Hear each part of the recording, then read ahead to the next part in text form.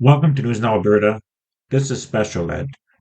Today we're looking at police that choked a schizophrenic teen to death.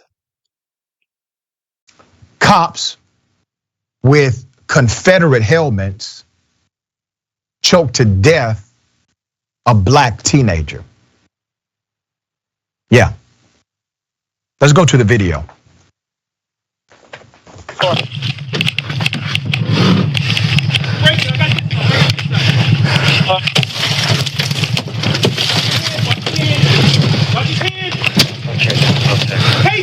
I'm tasing him. Taser, taser, taser.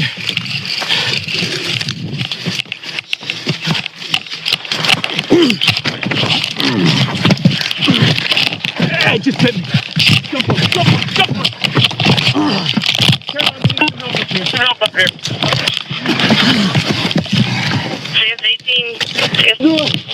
Onto the door here. Buddy, jump in here. Thank you. You were always there. He's schizophrenic. Yeah. John, R1 So they knew from the beginning that he was schizophrenic. Like they knew off the bat that this was an episode. That was really my mom. All right, grab his leg. No. Pull it out from under him. All right, here we go. Here we go, buddy. G4 is king. Yeah. There we go. Watch those probes. Yep. Anti-shot, baby. Here. Do you have any, here, just let I got shackles. Let him bully you. Go get shackles. Shackles Let him bully you. in the trunk of the car. I love you. Please. No, we won't. He's okay. He's 10-1. He's... 55, what we have was parking lot Anti. of the trailer park. Thank you. John, CS 21. If you just want to hang out, I'm going to have one of the deputies get you. Do you have one? I just gave you another We need, wait. I'll light that down. This is one of the ones that here. Yeah, he's okay. We just killed him, that's all. This story happened a few years ago. There's now an update. That young man died from being strangled. He was hospitalized days earlier for a mental health issue. The officers seemed to be aware that he had a mental health condition. Let me give you some more background to this. A federal judge will now allow a grieving family to sue the police officers in the state of Maryland. Members of the Greensboro Police, the chief medical examiner, and others for the death of their 19-year-old relative. This happened in 2018. Let's put up a picture of the young man you saw. His name is Anton Black. Now you might wonder why they sued the medical examiner. The medical examiner is fired now. He's a disgraced employee. They overturned 36 of his diagnosis. He called Anton's death an accident, which was overturned after, along with 35 other cases, because he wrote down anything on his reports that could keep police out of trouble. Mr. Black was 19 years old. He died from strangulation. The police killed him. Relatives sued 3 police officers who in 2018 tried to arrest Black in his hometown of Greensboro. Let's put up a picture of 2 of those cops. Former Greensboro police officer Thomas Webster IV and former Ridgely Police Chief Gary Manos and Centerville Police Officer Dennis Lannon. All right, let me give you some background on the arrest. Black, who had been hospitalized just days earlier with mental health issues when he was diagnosed as bipolar, was initially cooperative when he and his 12-year-old friend were called over to the police cruiser by Webster. At some point during their interaction, the boy that was allegedly being kidnapped identified himself as a family friend, contradicting Black's claim that the 2 were brothers. Webster began pursuing Black, but first he enlisted help from a white motorcyclist who happened upon the scene to join him in the apprehension. During the pursuit, 2 officers from different municipalities Then Ridgely Police Chief Gary Manos and Centerville Police Officer Dennis Lannon joined Webster's chase. Black ran to his family's trailer and proceeded to get into a car in front of it and locked himself in. He was afraid. Webster took his baton and smashed in the window of the car. After opening the window, he used his stun gun to electrically shock the high school athlete into submission. As Mr. Black, the young man, continued to struggle with the 3 cops plus one who wore a Confederate helmet, eventually tussled the young man to the base of the family home's porch and smashed him with their collective body weight for 6 minutes. And several more minutes after the teen had been handcuffed, he was subdued. He could go nowhere. They still choked him. Shackled, the man with the old Dixie on his head held Black's face to the floor and fixed his legs back towards the sky as his mother watched. Janelle Black says the memory of her son being killed in front of her on her own property haunts her to this day. The suit alleges Black's death could have been prevented at multiple points and claims it was covered up by the police.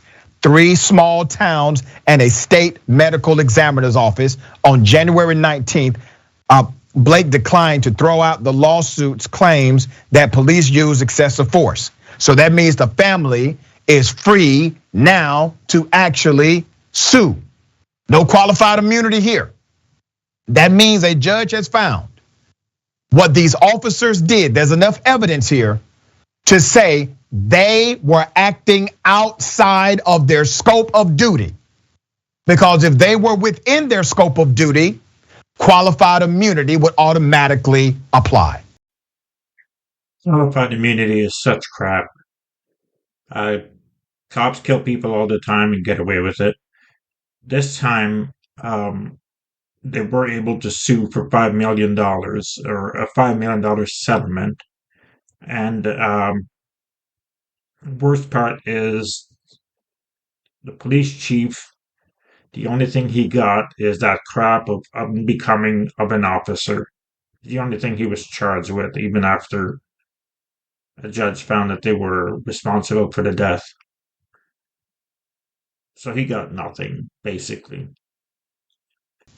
That tells you what the evidence says in this case. According to the ACLU, Webster has a documented history of violence. Talking about the cop.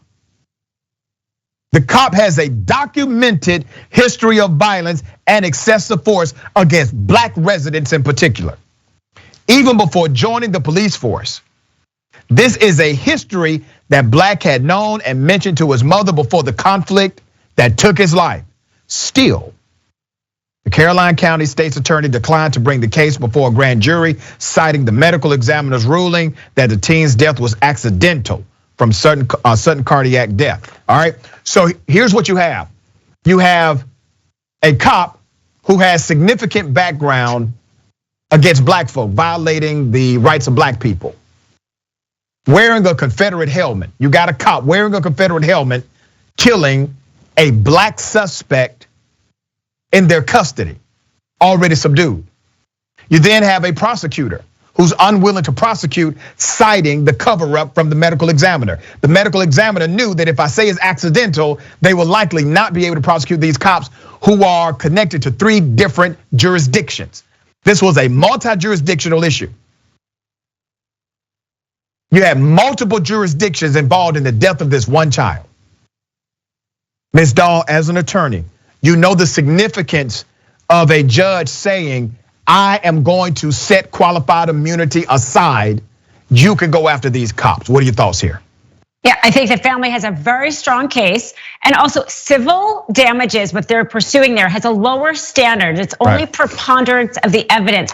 Criminal charges is beyond a reasonable doubt, which will also make it easier for the family to win in this lawsuit. Now, it's interesting, the medical examiner who said it was accidental testified as a medical expert in the Chauvin case on behalf of Derek Chauvin. And after that, there is this push to re-examine the cases where he was the medical examiner. So it's possible they might end up bringing charges against these police officers if they take a second look and realize that he was not accurate in his findings, and hopefully that will help the family to maybe uncover more evidence as that investigation moves forward. But why were they even trying to arrest him? It's not even clear there was a crime being committed here. And did nobody on their force have any kind of training with mental health issues? If they didn't, they really need to. He was not threatening. He had no weapon. He was sitting in the car. They could have been patient. They could have called somebody with an expert and, talked to him or waited it out. This whole case from beginning to end is awful. And I think the families here will probably end up winning this lawsuit from what we can see so far. Yeah, we're going to stay on top of it, but it's important to note that all of these jurisdictions, none of them trained together. They did not come through the academy together. They are not under the same command, and all of them acted the same way when it comes to this one person. There's a problem with policing. There's a problem.